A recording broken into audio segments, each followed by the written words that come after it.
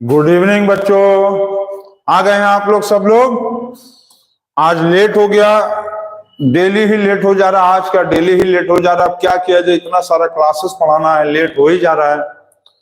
ठीक है, लेकिन पढ़ाया जाएगा। और फोर्स का हम लोग कल पढ़े थे टॉपिक, कल हम लोग पढ़ रहे थे फोर्स का टॉपिक 1। आज हम लोग पढ़ेंगे फोर्स से रिलेटेड चीजों को पढ़ेंगे टॉपिक 2 में।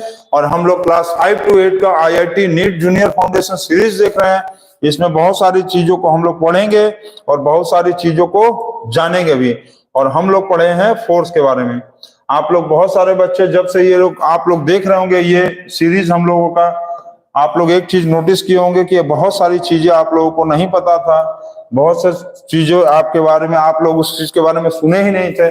आप लोग जैसे जान के एग्जांपल के तौर पे शैडो में उम्रा पेनुम्रा ये सब होता है, ठीक है, यूनिट मेजरमेंट होता है, लॉज ऑफ मोशन। आप लोग बहुत सारा टॉपिक्स पढ़ रहे हैं और बहुत सारी चीजें आप लोगों को आ भी गया होगा। आप लोगों को अभी नहीं समझ में आ रहा है कि आप लोगों को कितना चीज आ गया। यदि कोई एग्जाम देंगे, छोटा मोटा कंपटीशन एग्जाम्स देंगे, तब आपको पता चलेगा कि आप लोग को बहुत सारी चीजें आ गया है। तो इसी तरह से आप बने रहिए और फोर्थ चैप्टर को देखते रहिए। टॉपिक 1 बताए थे। आज का कमेंट वाला पहला क्वेश्चन ये हमको बताओ कमेंट बॉक्स में कि फोर्स का यूनिट हम क्या बताए थे। फोर्स का जो यूनिट था वो हम क्या बताए थे, ये बताओ कमेंट बॉक्स में बताओ। फोर्स का यूनिट हम क्या बताए थे, ये जल्दी से बताओ तो। और ये हमको बताओ कि 1000 करोड़, 1000 करोड़ में कितना मिलियन होगा। 1000 करोड़ में कितना मिलियन होगा और कितना बिलियन होगा। 1000 करोड़ में कितना मिलियन और कितना बिलियन होगा, इसको कमेंट बॉक्स में बताओ। और आज का हम लोग टॉपिक स्टार्ट करेंगे फोर्स का टॉपिक 2। तो आप लोग इसको चालू हो जाइए, कॉपी निकाल लीजिए, नोट्स बनाने के लिए रेडी हो जाइए। ठीक है, चलो स्टार्ट किया जाए।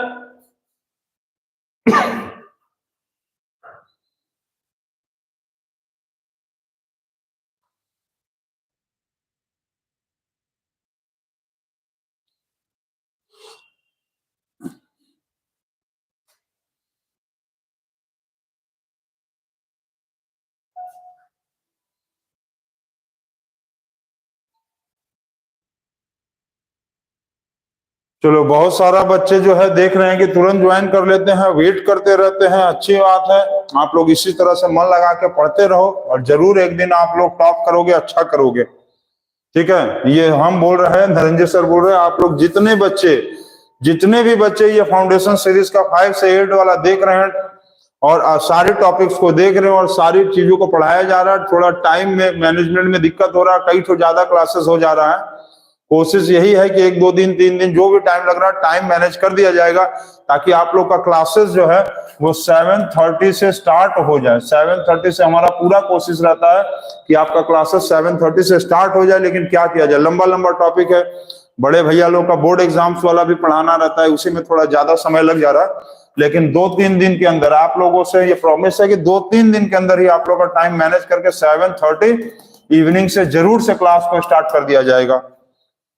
तो चलिए स्टार्ट किया जाए। फोर्स का यूनिट न्यूटन होता है, ये आप लोग चेक कर लेंगे, हम कल पढ़ाए थे। चलो कोई बात नहीं, आज का चैप्टर, आज का टॉपिक स्टार्ट करते हैं। पहली बार में नहीं समझ में आएगा, वीडियो को 2 बार 3 बार 4 बार देखिए, बिल्कुल समझ में आएगा। और हम आपको जान रहे हैं कि एक बार में आपको समझ में आएगा, क्योंकि सर ऐसा पढ़ाएंगे ही कि एक बार में आपको समझ में आ जाएगा सारी चीजें। ठीक है, तो चलिए आज हम लोग देखते हैं। कल हम लोग फोर्स के बारे में लास्ट टॉपिक देखे थे, बैलेंस्ड फोर्स और अनबैलेंस्ड फोर्स, याद है। बैलेंस्ड फोर्स और अनबैलेंस्ड फोर्स बताए थे, जिसमें हाँ याद आ गया, टमाटर को रखे गच्छ से दबा दिए, इसका मतलब दोनों तरफ से बराबर फोर्स लगा, बैलेंस्ड फोर्स था। याद है ना, याद है। ठीक है, रसगुल्ला गुल्ला वाला टॉपिक सब बताए थे, क्लियर। ठीक है, चलो अब आगे बढ़ते हैं। तो आगे आज हम लोग पढ़ेंगे कि जो फोर्स है ना, वो अब देखेंगे तो फोर्सेस जो है आर ऑफ फिर 2 टाइप्स का है, 2 टाइप्स। अब कोई सोचेगा कि सर 2 तरह का तो फोर्स आप कल भी बताए थे, बैलेंस्ड और अनबैलेंस्ड। जो कल 2 तरह का फोर्स बताए थे, बैलेंस्ड और अनबैलेंस्ड, वो डिपेंड होता था कि दोनों के बीच में न्यूमेरिकल वैल्यू, मतलब उसका मैग्नीट्यूड क्या रहता था। एक तरफ से ज्यादा फोर्स, एक तरफ से कम फोर्स। एक तरफ से बहुत ज्यादा, एक तरफ से बहुत कम। उस आधार पे, उस बेसिस पे दो तरह का फोर्स था, बैलेंस्ड फोर्स और अनबैलेंस्ड फोर्स। क्लियर? जब किसी भी बॉडी के ऊपर कोई एक तरफ से बहुत ज्यादा, एक तरफ से बहुत कम फोर्स लगाएगा तो उसको कहेंगे बैलेंस्ड और अनबैलेंस्ड। ठीक, दोनों तरफ से बराबर फोर्स लगेगा, बराबर वैल्यू का फोर्स लगेगा, बराबर न्यूटन का फोर्स लगेगा तो बैलेंस्ड फोर्स। और एक तरफ से ज्यादा न्यूटन, एक तरफ से बहुत कम न्यूटन, तो उस तरह का जब फोर्स लगेगा उसको कहते थे अनबैलेंस्ड फोर्स। ठीक, तो वो वाला जो आधार था बैलेंस्ड और अनबैलेंस्ड का, उसका मेन आधार मतलब उसका बेस जो था न्यूमेरिकल वैल्यू, फोर्स का न्यूमेरिकल वैल्यू के आधार पे करते थे। मतलब न्यूमेरिकल वैल्यू बराबर है तो बैलेंस्ड, और न्यूमेरिकल वैल्यू बराबर नहीं है, इक्वल नहीं है तो अनबैलेंस्ड। और ये वाला जब हम फोर्स का बता रहे हैं कि force are of two types, ये है डिस्टेंस के बेसिस पे। किसके बेसिस पे है? डिस्टेंस के बेसिस पे। क्लियर? यदि फोर्स को हम लोग न्यूमेरिकल वैल्यू के बेसिस पे, एकदम नोट कर लेना, देखो नोट कर लेना, ये फोर्स को हम लोग न्यूमेरिकल वैल्यू के बेस पे देखेंगे ना, न्यूमेरिकल वैल्यू के बेस पे देखेंगे तो एक फोर्स होता था बैलेंस्ड फोर्स जो हम कल बताए थे, और एक होता है अनबैलेंस्ड फोर्स। कौन सा? अनबैलेंस्ड फोर्स जो हम कल बताए थे। न्यूमेरिकल वैल्यू के बेस पे देखेंगे तो बैलेंस्ड फोर्स और अनबैलेंस्ड फोर्स। और आज हम जो बता रहे हैं दो तरह का फोर्स, वो डिस्टेंस के बेस पे है। क्या है? डिस्टेंस के बेस पे है। डिस्टेंस के बेस पे है। ठीक, डिस्टेंस के बेस पे मतलब डिस्टेंस के आधार पे हम बताएंगे। ठीक है, तो ये दोनों में डिफरेंस है। न्यूमेरिकल वैल्यू के बेस पे बैलेंस्ड और अनबैलेंस्ड फोर्स, और डिस्टेंस के बेस पे दो तरह का फोर्स है, उसके बारे में आज हम बताने वाले हैं। चलो देखते हैं। अच्छा ये बताओ, बहुत सारे बच्चे क्लास में बैठे रहते हैं, जैसे कभी कभी नहीं पढ़ते हैं, होमवर्क नहीं बनाते हैं, तो जैसे ही सर अचानक या कोई मैडम क्लास में आती है और ऐसे हाथ दिखाता है तो वो बच्चा डर जाता है। लेकिन उस बच्चे के गाल पे अभी तक सर मारे नहीं है, पहुंचे हैं, अभी सिर्फ हाथ सर का गाल तक पहुंचा है और बच्चा ऐसे ऐसे करके डर गया। इसका मतलब क्या हुआ कि उसके ऊपर एक फोर्स लगा है जो बिना टच किए उसको लग गया। समझ गए? और एक फोर्स होता है कि जैसे कि कोई बॉटल फेंका, उसको उठा के फेंक दिए। इसका मतलब क्या होता है कि उस बॉटल को अपने हाथ से टच करके ना फेंकें तो वो फोर्स अलग, और जब बिना गाल को टच किया इसे इसे हिलने लगा बच्चा डर से, वो है अलग फोर्स। अब इसको समझो। तो forces are of two types distance के बेस पे। एक होता है कांटेक्ट फोर्स और एक होता है नॉन कांटेक्ट फोर्स और एक होता है नॉन कांटेक्ट फोर्स। ठीक है, अच्छे से समझो, बहुत इंपॉर्टेंट है ये कांटेक्ट फोर्स और नॉन कांटेक्ट फोर्स। ठीक, कांटेक्ट फोर्स में भी जो है ना वो दो तरीके का फोर्स होता है। अच्छा, कांटेक्ट फोर्स पहले समझ लो। कांटेक्ट फोर्स और नॉन कांटेक्ट फोर्स होता क्या है कि कांटेक्ट फोर्स का मतलब होगा the force in which the body is touched with another body। ठीक, the body is touched with another body, मतलब फोर्स लगाते समय एक बॉडी दूसरे बॉडी से टच होगा। जैसे कि मान लेते हैं कि ये मोबाइल है, ये मोबाइल को हम यहाँ पर ले आए और ऐसे झुलाए हुए हैं, तो ये मोबाइल और हमारा हाथ दोनों टच में है। इसका मतलब टच मी वाला गाना नहीं गाना है, इसका मतलब ये हो गया कि ये कांटेक्ट फोर्स है। क्या है? Contact force. ठीक, इसमें क्या होता है कि द फोर्स इन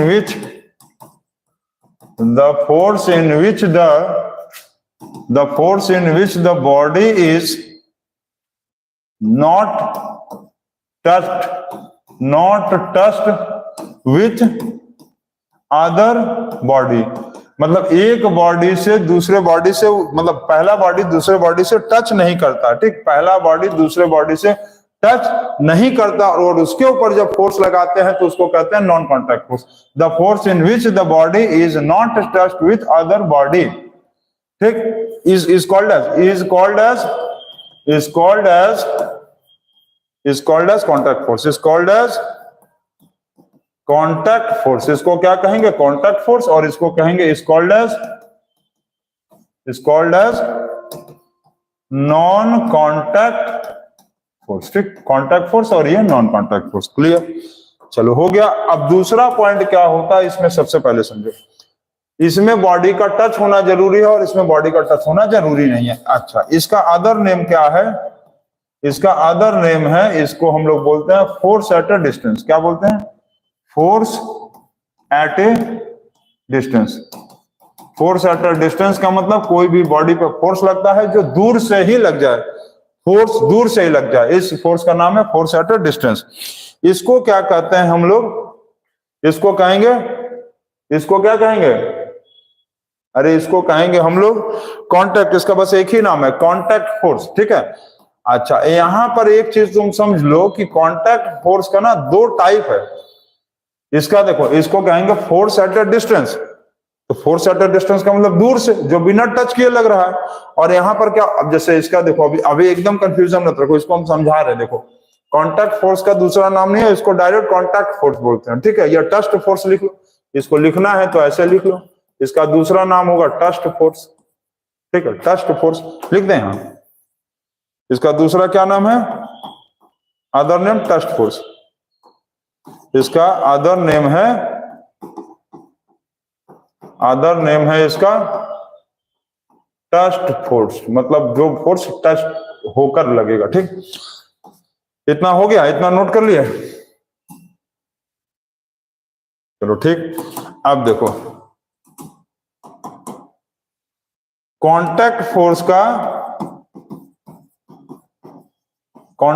का दो टाइप होता है। एक होता है मस्कुलर फोर्स, नहीं मस्कुलर नहीं, एक होता है मैकेनिकल फोर्स, एक फोर्स होता है मैकेनिकल फोर्स होता है, और एक होता है फ्रिक्शनल फोर्स, इसका एक टाइप। ठीक, फ्रिक्शनल फोर्स। अब देखो, नॉन कांटेक्ट फोर्स को अभी सारा चीज समझाएंगे, तुम देखते जाओ बस और सुनते जाओ। नॉन कांटेक्ट फोर्स का, इसका मेन 4 टाइप है, 4 टाइप। कौन कौन सा? इसका 4 टाइप है। पहला टाइप होता है इसका ग्रेविटेशनल फोर्स। दूसरा होता है इलेक्ट्रोस्टैटिकल फोर्स। क्या होता है सब अभी समझाएंगे। इलेक्ट्रोस्टैटिकल फोर्स। तीसरा होगा इसका मैग्नेटिक फोर्स। और चौथा यहां लिख दे रहे हैं, कौन सा फोर्स? Nuclear force. ठीक है। तो नॉन कांटेक्ट फोर्स का 4 टाइप है, ग्रेविटेशनल फोर्स, इलेक्ट्रोस्टैटिकल फोर्स, इलेक्ट्रोस्टैटिकल या इलेक्ट्रोस्टैटिक फोर्स भी कहते हैं, इलेक्ट्रोस्टैटिक का लिख लो, इलेक्ट्रोस्टैटिक फोर्स, मैग्नेटिक फोर्स और न्यूक्लियर फोर्स। और कांटेक्ट फोर्स का 2 टाइप है, मैकेनिकल फोर्स और फ्रिक्शनल फोर्स। इसको नोट करो, फिर हम इसको समझाते हैं एक एक करके कि क्या होता है।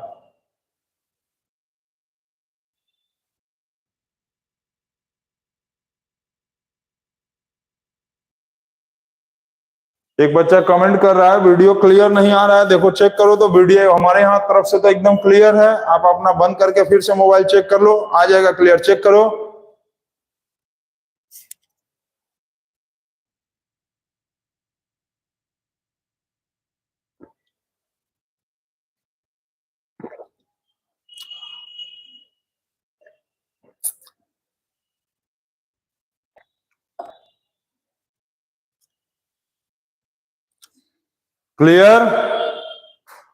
क्लियर है सर जी? ठीक है, बिल्कुल सही।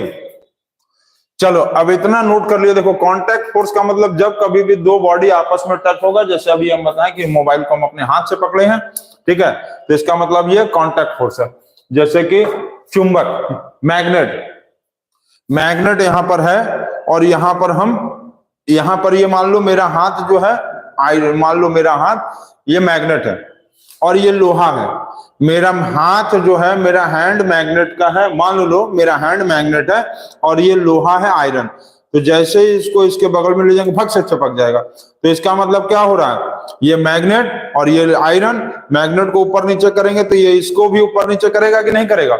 यदि एक मैग्नेट यहाँ पर, मान लो हैंड मेरा मैग्नेट है और ये वाला यदि आयरन है, लोहा है, मैग्नेट को ऊपर करेंगे ये भी ऊपर जाएगा, ये नीचे आएगा, ये नीचे आएगा। इसका मतलब दोनों के बीच में कोई टच है, मैग्नेट और लोहे, लोहा और मैग्नेट, आयरन और मैग्नेट में कोई टच नहीं ना हो रहा है, लेकिन तब भी ये ऊपर जाएगा तो इसको ऊपर करेगा, नीचे आएगा नीचे आएगा।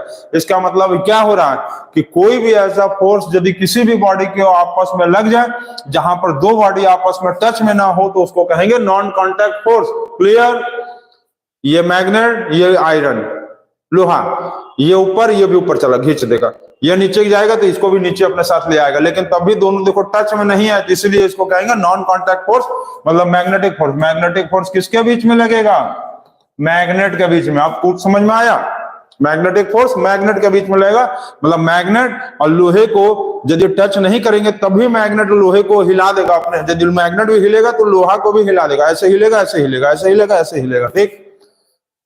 दूसरा ग्रेविटेशनल फोर्स। ग्रेविटेशनल फोर्स का मतलब है कि जो फोर्स हम लोगों के अर्थ पे लगता है, जो फोर्स प्लैनेट्स पे लगता है, जो फोर्स सेलेस्टियल बॉडीज पे लगता है। सेलेस्टियल बॉडीज मतलब मून, सैटेलाइट, ये सब। ठीक है। सेलेस्टियल बॉडीज का मतलब क्या होता है? मून ले लो, सैटेलाइट ले लो, अर्थ ले लो, प्लैनेट ले लो, किसी भी बॉडी पे ले लो। ठीक है। तो इस पे जो फोर्स लगेगा ग्रेविटेशनल फोर्स, जैसे कि हम लोग अपने छत से एक ईंटे को फेंक देंगे, हम लोग मान लो छत पे खड़े हैं, हम लोग कहाँ खड़े हैं? छत पे। मान लो छत से अभी हम लोग किसी चीज को फेंकेंगे, जैसे ये बॉटल है, ये बॉटल मान लो हम छत पे लेके खड़े हैं और इसको अभी यदि हम छोड़ देंगे तो इसको, इसका जल्दी से क्या हुआ, क्या किया, मतलब धरती माँ, मतलब जो अर्थ है वो उसको अपने तरफ नीचे खींच ली। क्यों? क्योंकि वहां पर एक ग्रेविटेशनल फोर्स है जो उस बॉटल को अपने तरफ खींच लिया। तो अभी ये अर्थ के कांटेक्ट में नहीं है, तब भी अर्थ इसको अपने तरफ खींच ले रहा।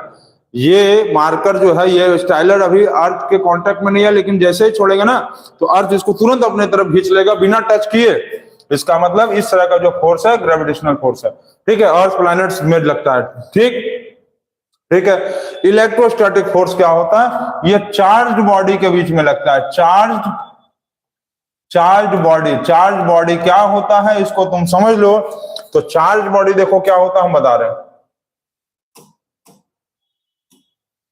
चार्ज बॉडी क्या है? तो चार्ज बॉडी का मतलब है कि तुम लोग कभी कभी देखोगे जब हम लोग नहा के आते हैं बाहर से, मतलब बाहर से क्या, बाथरूम से, हम लोग बाथरूम से नहा के आते हैं और बाल जो है एकदम हम लोग का एकदम देखोगे झाड़ सूख जाता है, और उसके हम लोग तेल नहीं लगाते हैं हीरो बनती है और हीरो बनने में, और उसके बाद हम लोग क्या करते हैं, उसको कंघी करते हैं, मार हीरो बनते हैं, शीशे के सामने जाके बाल झाड़ते हैं। मेरा भी बाल खराब हो गया। ठीक, बाल सही कर लिए हम। बाल खराब हो, मतलब बाल क्या होता है कि उसको हम लोग बाल झाड़ लेते हैं और कंघी में सर सर सर सर करके बाल को घिसते हैं, तो देखोगे कभी कभी क्या होता है कि उसमें चट चट आवाज आएगा। और नहीं तो तुम इसका सबसे छोटा सा एग्जांपल तुम समझ लो कि अच्छा जैसे हेयर है ना, उसको ऐसे ऐसे सूखा बाल जहां तेल नहीं लगाए, ऑयल नहीं लगाए, उसको तुम क्या किए, कंघी कर लिए, और उसी कंघी को तुम पेपर पीस के पास, छोटे छोटे पेपर के टुकड़े के पास ले जाओ तो वो पेपर को घींच लेता है। कैसे घींच लिया, क्यों घींच लिया बताओ? या तो तुम एक काम करो कि एक स्केल ले लो, एक स्केल को जोर से कहीं रगड़ दो, एक स्केल को रगड़ के ले जाए कहीं पर, ले जाकर उसको पेपर छोटे छोटे कागज के टुकड़े के पास ले जाओ, देखो उसको घींच लेगा। क्यों घींच लेता है, क्यों घींचता है बताओ? इसी को अभी रगड़ देंगे ऐसे ना, ऐसे ऐसे जोर से रगड़ के पेपर के पास ले जाएंगे ना तो वो उसको घींचने लगेगा। कैसे घींचता है ये तुम लोग देखे भी होगा, पता भी होगा तुम लोग को, तुम लोग क्लास में बैठ के खिलवाड़ में करते हो सब लोग। तो ये क्यों हो रहा है? तो क्यों हो रहा है? क्योंकि ये यदि स्टाइलर है और वो कंघी जो था जिसको हम लोग बाल झाड़े थे, तो इसका मतलब क्या था कि वो पहले न्यूट्रल था, मतलब वो पहले चार्ज नहीं था, और जैसे ही हम लोग बाल उसको ढेर सा ऐसे ऐसे करके झाड़े या फिर स्केल को रगड़ दिए या स्टाइलर को रगड़ दिया यहाँ पर, तो उससे क्या हुआ कि ये न्यूट्रल जो हेयर, मतलब न्यूट्रल कंघी है या जो ये न्यूट्रल स्टाइलर है या स्केल है, न्यूट्रल है, मतलब उसके अंदर चार्ज नहीं है, लेकिन घिसने से, उसको घिसने से वो चार्ज हो गया, और जब किसी बॉडी के पास जाता है तो वो अपने चार्ज से उसको भी अपने तरफ खींच लेता है दूर से ही।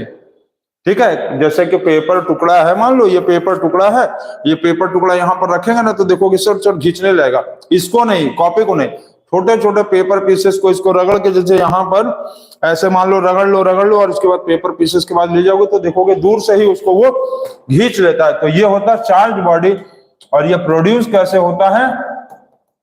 रबिंग से। और इस तरह का जो फोर्स होता है उसको बोलते हैं इलेक्ट्रोस्टैटिक फोर्स। क्लियर? चलो clear. Magnetic force, magnetic force magnet के बीच में होगा, अभी जो बताए थे।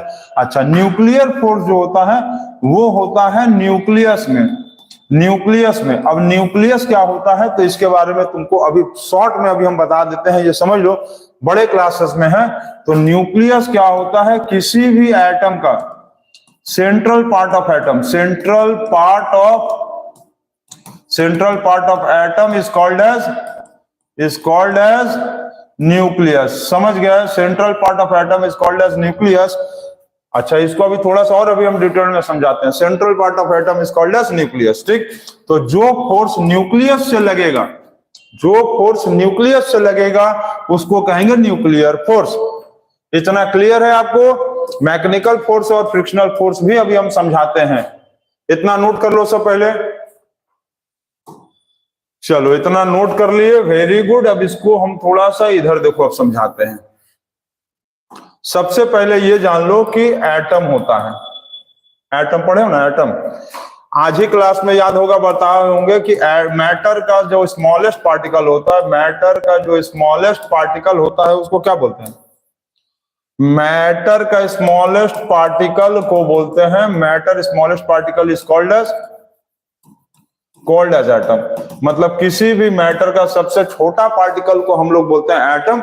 और ये जो एटम है, मान लो ऐसे है, ठीक, एटम ये ऐसे है, और इसका जो बीच वाला हिस्सा है ये रेड वाला, इसी बीच वाले हिस्से को क्या कहेंगे? इसको कहेंगे हम लोग न्यूक्लियस, ठीक। Central part of atom, atom का सेंट्रल हिस्से को हम लोग कहते हैं न्यूक्लियस, अभी जो बता रहे हैं। अब क्या होता है कि इसी के अगल बगल में इलेक्ट्रॉन्स घूमता रहता है, इसी न्यूक्लियस के बाहर, न्यूक्लियस के बाहर इस तरह से ई फॉर इलेक्ट्रॉन, न्यूक्लियस के बाहर जो है ना इलेक्ट्रॉन्स। अच्छा, इलेक्ट्रॉन क्या होता है किसी को अभी समझना है तो आज क्लास में याद होगा, आपको बताए होंगे हम कि किसी भी एटम के अंदर तीन चीज होता है, किसी भी एटम के अंदर तीन चीज होता है। कौन कौन सा? प्रोटॉन, इलेक्ट्रॉन और न्यूट्रॉन। याद है? P for proton, pen, pen मतलब PEN, पेन, पेन, पेन मतलब प्रोटॉन, इलेक्ट्रॉन और न्यूट्रॉन, प्रोटॉन, इलेक्ट्रॉन और न्यूट्रॉन। राइटिंग से बहुत हम परेशान हो गए, गंदा राइटिंग हो जाता है एकदम। एटम के अंदर होता है प्रोटॉन, इलेक्ट्रॉन और न्यूट्रॉन, प्रोटॉन, इलेक्ट्रॉन और न्यूट्रॉन, ठीक। प्रोटॉन, इलेक्ट्रॉन और न्यूट्रॉन, ठीक, जिसको हम लोग कहेंगे पेन। मतलब एटम के अंदर पेन होता है, पेन लिखने वाला पेन नहीं, प्रोटॉन, इलेक्ट्रॉन, न्यूट्रॉन, ठीक। तो जो इलेक्ट्रॉन है ना वो न्यूक्लियस के बाहर होता है। कहां होता है? कहां होता है? Outside nucleus, outside nucleus, outside nucleus, ठीक। और जो प्रोटॉन और इलेक्ट्रॉन कहां बताएं? इलेक्ट्रॉन जो होता है वो न्यूक्लियस के बाहर होता है, प्रोटॉन और न्यूट्रॉन जो है वो न्यूक्लियस के अंदर होता है, ठीक है। नोट कर लेना इसको, हम जो बोल रहे हैं। प्रोटॉन और न्यूट्रॉन कहां होगा? Proton, neutron inside the nucleus. लिख दें, यहां जगह ही नहीं बचा भाई, प्रोटॉन और न्यूट्रॉन। चलो यहां लिख लो, इनसाइड न्यूक्लियस, इनसाइड न्यूक्लियस, ठीक। प्रोटॉन और न्यूट्रॉन कहां होता है? इनसाइड न्यूक्लियस, ठीक है। प्रोटॉन, न्यूट्रॉन इनसाइड न्यूक्लियस होता है और इलेक्ट्रॉन न्यूक्लियस के बाहर होता है। मतलब न्यूक्लियस के अंदर क्या होगा? प्रोटॉन होगा। न्यूक्लियस के अंदर कौन होगा? ये न्यूक्लियस, इतना बड़ा न्यूक्लियस। अब इसी न्यूक्लियस के अंदर कौन होगा? इसी न्यूक्लियस के अंदर प्रोटॉन है, प्रोटॉन, और क्या है? न्यूट्रॉन भी है, ठीक। न्यूट्रॉन और प्रोटॉन, प्रोटॉन, इसी न्यूक्लियस के अंदर प्रोटॉन और न्यूट्रॉन होता है, और प्रोटॉन और न्यूट्रॉन होता है, और इलेक्ट्रॉन न्यूक्लियस के बाहर होता है। तो दोनों एक दूसरे को बिना टच किए खींचते रहते हैं, दोनों एक दूसरे को बिना टच किए खींचते रहते हैं, क्योंकि प्रोटॉन होता है प्लस चार्ज, इलेक्ट्रॉन होता है माइनस चार्ज, और न्यूट्रॉन होता है नो चार्ज। न्यूट्रॉन क्या होता है? No charge. न्यूट्रॉन क्या है? No charge. हम जो बोल रहे हैं उसके हिसाब से लिखना है, इसमें तो गंदा हो जा रहा है। Proton plus charge, electron minus charge और न्यूट्रॉन नो चार्ज। तो प्रोटॉन जो है वो क्या है? प्लस है, और इलेक्ट्रॉन है माइनस। प्रोटॉन है प्लस और इलेक्ट्रॉन है माइनस। न्यूट्रॉन का तो कोई चार्ज ही नहीं है, तो अंदर न्यूक्लियस के अंदर क्या है? प्लस, इलेक्ट्रॉन के बाहर क्या है? माइनस। तो प्लस माइनस बिना आपस में टच किए एक दूसरे को खींचते रहते हैं, उसी को कहते हैं न्यूक्लियर फोर्स। समझ गए हम क्या बोले? जो फोर्स प्रोटॉन कहाँ है? न्यूक्लियस के अंदर, मतलब पॉजिटिव चार्ज, प्लस इलेक्ट्रॉन कहाँ है? न्यूक्लियस के बाहर, मतलब माइनस, नेगेटिव चार्ज। तो प्लस वाला क्या करेगा? माइनस को खींचता है, और माइनस वाला प्लस को खींचता है बिना टच किए। देखो, ये प्रोटॉन इलेक्ट्रॉन के बीच में कोई टच नहीं है, प्रोटॉन इलेक्ट्रॉन के बीच में कोई टच नहीं है, प्रोटॉन इलेक्ट्रॉन के बीच में कोई टच नहीं है, लेकिन तब भी एक दूसरे को प्लस माइनस को खींचते हैं वो, और उसी फोर्स को हम लोग बोलेंगे न्यूक्लियर फोर्स, क्योंकि वो न्यूक्लियस में लगता है। ठीक, चलो इतना क्लियर समझ में आया? ग्रेविटेशनल फोर्स समझ गए, इलेक्ट्रोस्टैटिक फोर्स समझ गए, मैग्नेटिक फोर्स समझ गए, और न्यूक्लियर फोर्स मतलब न्यूक्लियर से लगता है। और इसीलिए इसको हम लोग नॉन कांटेक्ट फोर्स बोलते हैं, क्योंकि इसमें कोई टच नहीं है। समझ गए? और इस तरह के नॉन कांटेक्ट फोर्स का दूसरा नाम होता है, नॉन कांटेक्ट फोर्स का दूसरा नाम होता है, क्या नाम होता है? अच्छा चलो, और दूसरा नाम अभी आगे बताएंगे, उसको ना समझाना पड़ेगा। दूसरा नाम का मतलब क्या है कि ये जो है नॉन कांटेक्ट फोर्स हमेशा सर्कुलर बॉडी में लगता है। समझिए, नॉन कांटेक्ट फोर्स हमेशा सर्कुलर बॉडी में लगता है। ये याद रखना कि नॉन कांटेक्ट फोर्स हमेशा सर्कुलर बॉडी में लगता है। अभी उसको भी हम समझाएंगे। चलो इतना नोट कर लो, उसके आगे देखो। हो गया क्लियर है? चलो अब कांटेक्ट फोर्स के बारे में समझते हैं। तो कांटेक्ट फोर्स क्या था? कांटेक्ट फोर्स में हम बोले, कांटेक्ट फोर्स में हम बताएं कि दो तरह का फोर्स होता है। एक होता है मैकेनिकल फोर्स, एक होता है मैकेनिकल फोर्स, और एक होता है फ्रिक्शनल फोर्स। मैकेनिकल फोर्स और एक होता है फ्रिक्शनल फोर्स। ठीक, अब मैकेनिकल फोर्स और फ्रिक्शनल फोर्स क्या है? तो मैकेनिकल फोर्स और फ्रिक्शनल फोर्स का मतलब होता है कि मैकेनिकल फोर्स क्या फोर्स है बताओ तो? मैकेनिकल फोर्स जो होता है ये होता है फोर्स अप्लाइड। मैकेनिकल फोर्स का मतलब force applied by the body, by the body, मतलब जो हम फोर्स किसी बॉडी के ऊपर लगाएंगे उसको ढकेलने के लिए, उसको खींचने के लिए, उसको भगाने के लिए, वो सारा चीज। जैसे कि मान लो मेरे सामने कोई आकर टेबल ढकेल रहा, उसको हम टेबल से ढकेल दिए। जैसे कि मान लो यही वहां वाला, यहाँ पर मान लो कोई हमारे पास टेबल है, ठीक, टेबल है, हमारे तरफ कोई ढकेल रहा है तो हम भी उसको ढकेल दिए। तो ये वाला जो फोर्स होगा मैकेनिकल फोर्स होगा। मतलब कोई फोर्स जो बॉडी अप्लाई करता है। एग्जाम्पल में तुम कुछ भी लिख लो।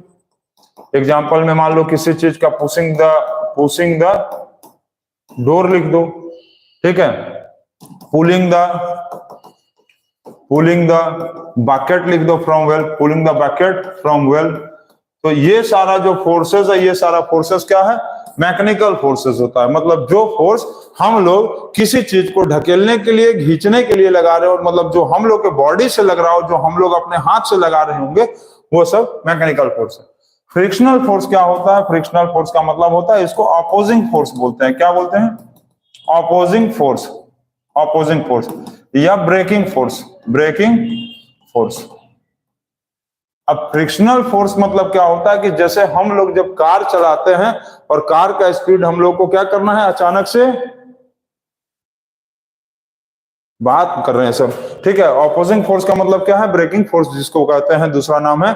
जब कार चलाते हैं तो कार के ऊपर जब हम लोग कार चलाते चलाते अचानक से ब्रेक लगाते हैं तो कार का स्पीड क्या होता है? धीमा हो जाता है, ठीक है। तो उस फोर्स को कहेंगे फ्रिक्शनल फोर्स। देखो, मैकेनिकल फोर्स क्या करता है? किसी भी चीज के स्पीड को बढ़ाता है, स्पीड को इंक्रीज करता है, स्पीड को इंक्रीज करता है, स्पीड को क्या करता है? इंक्रीज करता है, ठीक। स्पीड को क्या करता है? इंक्रीज करता है, क्लियर। स्पीड को इंक्रीज करता है। और जो फ्रिक्शनल फोर्स है ये क्या करता है? किसी भी चीज को स्पीड को स्लो करता है, स्पीड को स्लो करता है, क्लियर। जैसे कि कार हम लोग चला रहे थे, अचानक से रोड से कुत्ता दौड़ गया, ब्रेक लगा दिया, बहुत तेजी से ब्रेक लगाए, इसका मतलब करके कार जो है रुक गया, तो हमारा स्पीड को क्या किया? वो स्लो कर दिया। तो कार को रोकने के लिए जो फोर्स हम लगाए हैं वो कौन सा है? फ्रिक्शनल फोर्स, ठीक है। कार को स्टॉप करने के लिए जो फोर्स लगाए, ठीक है, कार को स्टॉप करने के लिए जो फोर्स लगाएंगे, क्या करेंगे? लगाएंगे,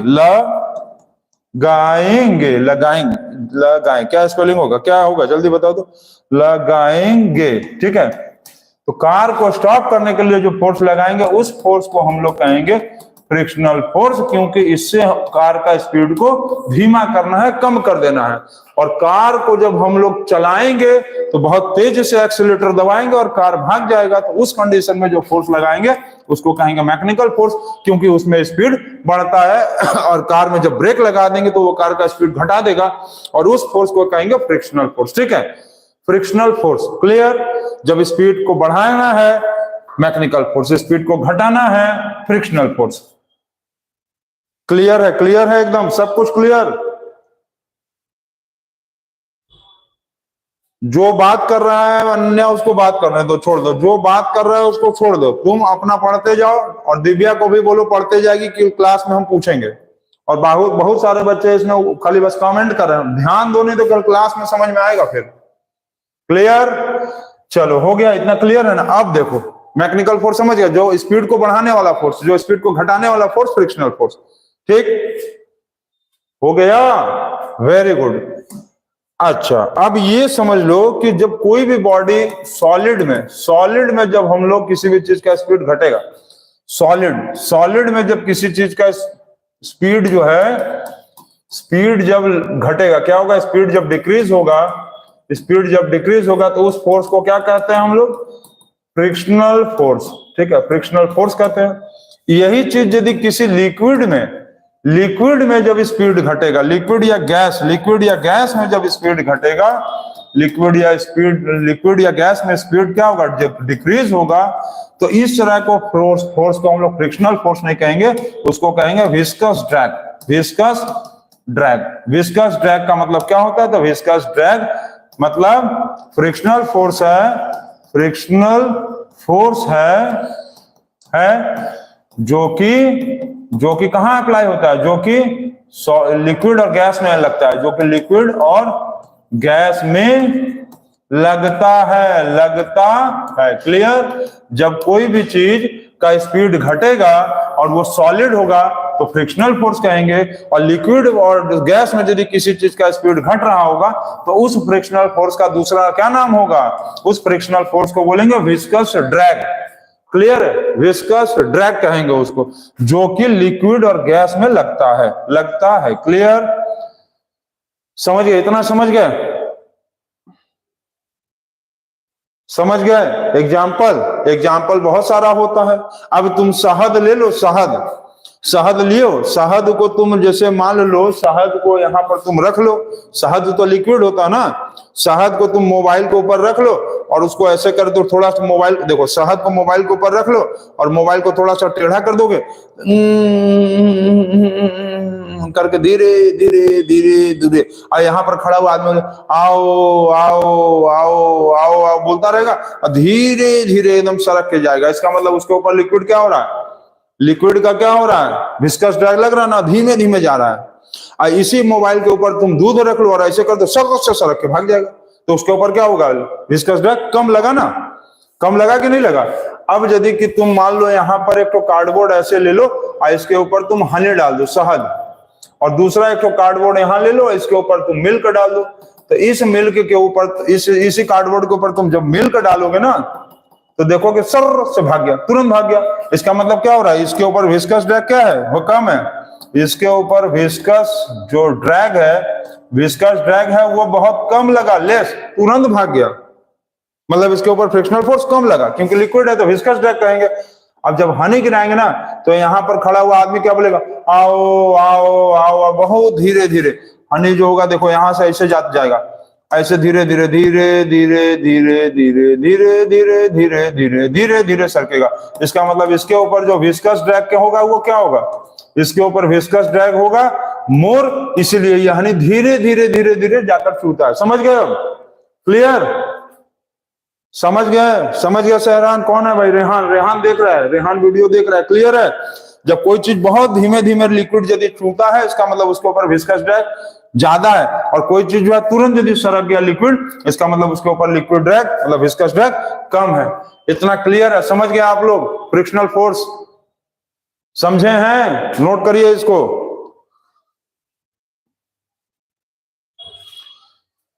इतना नोट कर लिए। और एक चीज, लास्ट का एक चीज आज आप समझ लीजिए कि देखो कौन कौन सा फोर्स हम बोले। हम बोले सबसे पहले तो कॉन्टैक्ट फोर्स में, नॉन कॉन्टैक्ट फोर्स में कौन कौन सा बताया, non contact force. Non contact force में हम कौन कौन सा फोर्स बोले हैं, एक बताए थे ग्रेविटेशनल फोर्स, ग्रेविटेशनल फोर्स, ठीक।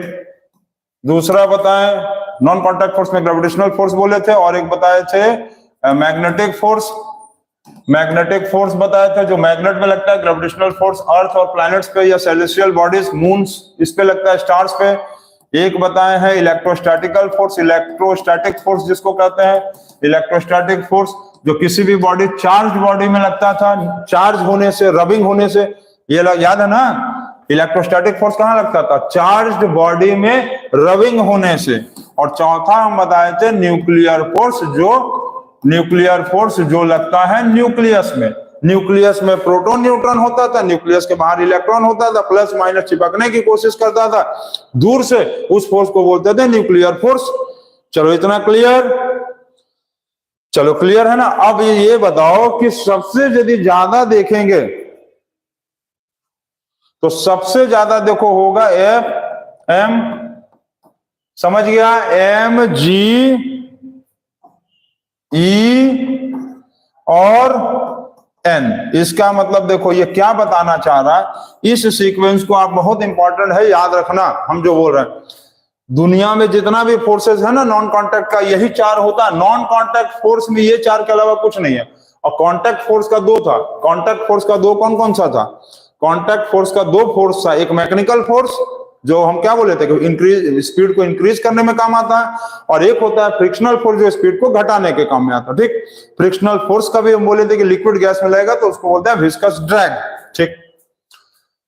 अब देखो नॉन कांटेक्ट फोर्स में यदि देखेंगे तो नॉन कांटेक्ट फोर्स में यदि आएंगे तो ये चार तरीके का फोर्स होता है, जिसमें से सबसे बड़ा जो होता है वो होता है N for nuclear force, E for electrostatic force, उससे छोटा ग्रेविटेशनल फोर्स, उससे छोटा मैग्नेटिक फोर्स। क्लियर, क्लियर है कि नहीं आपको।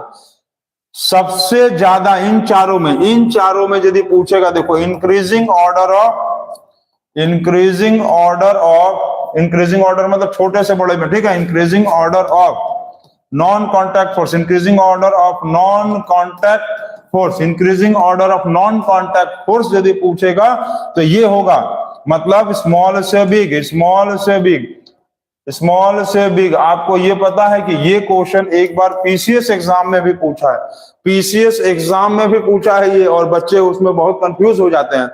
तो ये याद रखना, स्मॉल, सबसे छोटा कौन है, सबसे छोटा मैग्नेटिक फोर्स, उससे बड़ा कौन है ग्रेविटेशनल फोर्स, उससे बड़ा कौन है इलेक्ट्रोस्टैटिक फोर्स, सबसे बड़ा कौन है न्यूक्लियर फोर्स। याद रखेंगे इस सीक्वेंस को।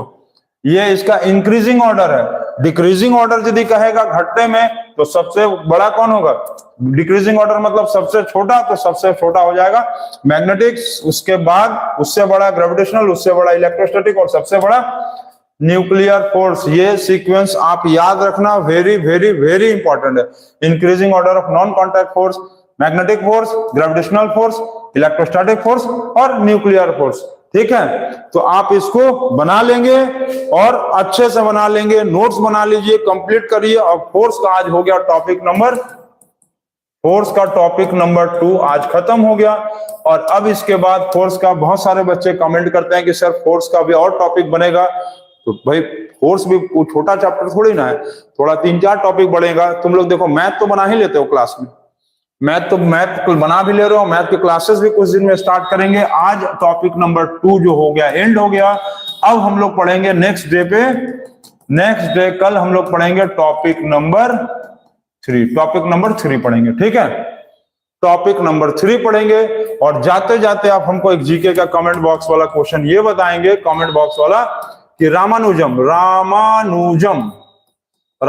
जो है, जो ग्रेट मैथमेटिशियन है, ग्रेटेस्ट मैथमेटिशियन जिसको कह लो, ग्रेटेस्ट मैथमेटिशियन जिसको कहा जाता है, आप हमको ये बताओ कि इंडिया के कौन से स्टेट से बिलोंग करते थे, इंडिया के कौन से स्टेट से ये बिलोंग करते थे। रामानुजम जो है वो इंडिया के किस स्टेट के रहने वाले थे, ये आप हमको कमेंट बॉक्स में बताना।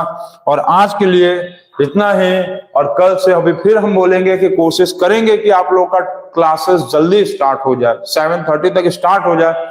हमारा कल से 110% का कोशिश रहेगा, ठीक। तो इसको आप बना लीजिएगा, नोट्स तैयार कर लीजिए, ठीक है, और खाना खा के सोइएगा। थैंक यू और good night, goodbye, take care.